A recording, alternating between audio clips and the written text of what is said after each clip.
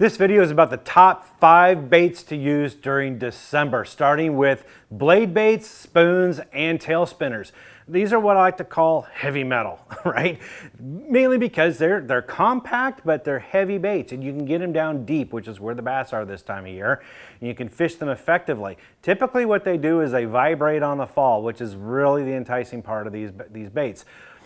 Throw them out there and just let them fall to the bottom, and then just jig them straight up and then let them fall back down with your rod tip. Just guide them back down. Don't do a full slack line because the hooks can get snagged up in all the line. That usually happens a lot, especially with spoons. But just a lift and drop retrieve vertically typically is what it takes to get a bite. You're imitating a bait fish that's dying. This time of year, the water gets really cold, and a lot of that bait fish, they're struggling to stay alive. And so you're imitating that. You can either do it vertically or you can cast out and then kind of yo-yo your way back into where you're at. Just slow yo-yo back in. Now, one other way that a lot of people don't fish, but very effective way, is if you got good electronics on your boat, these days most boats do, you can go out and find a school of bait fish, say a perch, a ball of perch, take a spoon and get it down underneath that ball of perch. And a lot of times the bass are up underneath it and they're feeding up on that. So if you can get that spoon down there, you typically get whacked. But even if you don't, just hold the spoon directly beneath that school of bait fish and just hold it. You don't move it or anything. The movement of the boat, the movement of the wakes, lapping away, the water lapping up on the line, will make that movement. You can't hold it perfectly still, even your arm holding it. And that little subtle movement makes that bait, you got it on a swivel, it'll make that spoon just kind of move in place, and that's all it takes. Just hold it underneath that school of perch or shad or whatever. Just keep it there. And a lot of times, great way to get bits. An often overlooked technique, but it works really well. So hard baits, those heavy metal baits work really well in December. So the next bait you want to throw is a crankbait. Now, of course, you can say crankbaits work year-round, and they do, but during the winter time, specifically during December, you can really narrow down the selection to 2 types of crankbaits.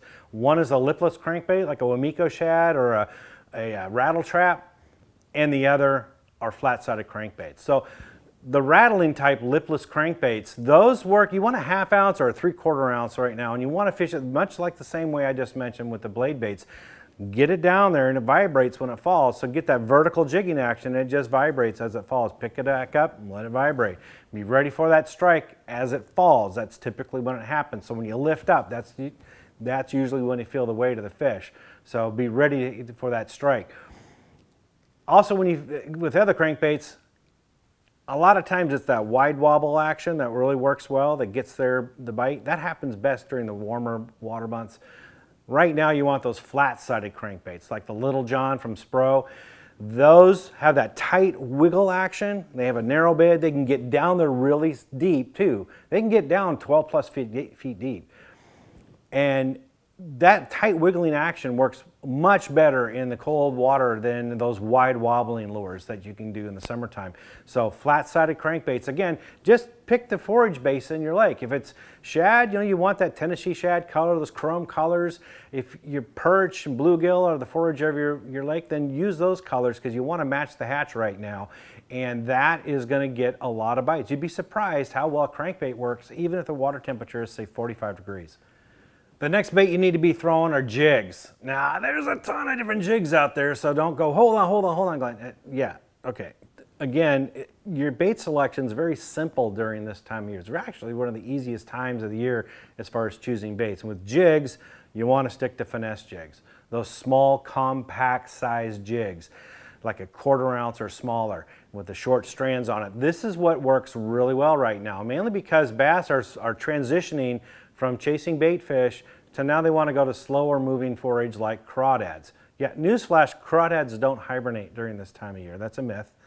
But what they do is they bury up in the mud to stay warm. And they move very slow. They're very lethargic right now. And so it could give the impression that they're hibernating, but they're not. They bury up in the rocks because the rocks have especially warming trends during the wintertime when the sun beats down on the riprap, and the crawdads will get up in there. Some people will think that they're hibernating. They're not. but they are moving very slowly. And the bass will seek them out, man. Those are little protein snacks for them. So small chunk, bite size, finesse size jerkbaits, jigs are really what you want to have, right? Those are key. So make sure you have those, and with the trailers on them, make sure they don't have a whole lot of action to them. Just real easy, you know, like zoom chunks, that kind of stuff that don't have a lot of movement on them. That's what you want. And just slowly ease that jig along the bottom. Just crawl it. You're not lifting it or moving it, doing any kind of action to it really this time of year. Just slowly crawl it along up and over any kind of obstacles like a meandering, slow moving crawdad. You're imitating that perfectly. If you think you're going really slow, you're not going slow enough. Double down and go twice as slow. And that is usually when you start getting bit.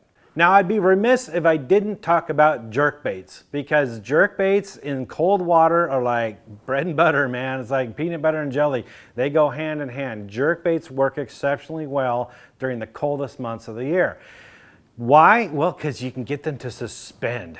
And it looks like a bait fish that's just trying to reserve its energy and trying to withstand the coldest months right now in the coldest water. So they're not going to move around much. A lot of those bait fish just try not to move at all, just trying to conserve its remaining energy reserves.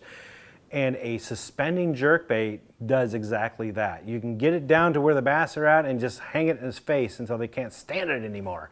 So baits like the McStick 85 will get you down about 6 to 8 feet of water, or the McStick 110+1 that'll get you down to 12, maybe 15 feet of water depending on your line diameter.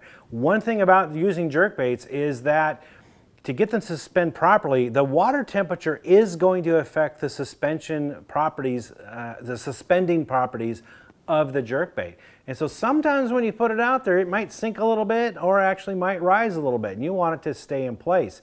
So the best way to do it is change the hooks out. If it's rising just a bit too much, then replace the front hook first with the next size up. Now, a lot of times that's it. That's all you need to do, and it will suspend perfectly. But if it still rises a bit, then do the same thing on the back hook. And if you're still getting it to rise, which it shouldn't by now, but even if it is, then replace the middle hook. And that typically, by changing out those hooks, you're going to balance it out properly. And of course, the converse is true. If it's sinking, then go to smaller size hooks to get it to balance out quite. And when you do that and get those jerkbaits to just hover in place, you can just sit there and have yourself a sandwich and give it a little subtle pull. You're not popping it this time of year. Just give it enough to make it look like alive. So just a little tug, and then let it sit again for 30 seconds or a minute. And just wait, and wait for the bass to grab it. Trust me, it works. And the next rig that you want to be throwing this time of year is the Alabama rig, or the A rig. These work exceptionally well because, again, the bait fish have schooled up. Well, the bass are keying in on them big time.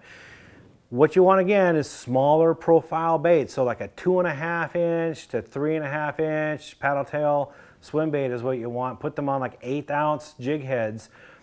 And the key thing here is right now you want to get it right down on the bottom and just let it crawl along the bottom, just barely moving along.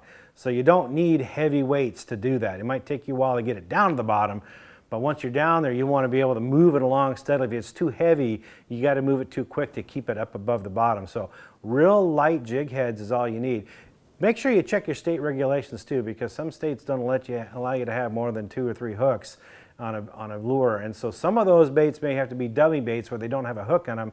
Fortunately, there's plenty of manufacturers out there today that make those kind of Alabama rigs, so you can get one that matches your state regs, no problem. Just make sure you check it out. So those are the baits you need to be throwing in December. Trust me, you can catch them despite being cold out there. You're going to be colder than the fish are, but when you start catching them, you're going to forget about how cold you are.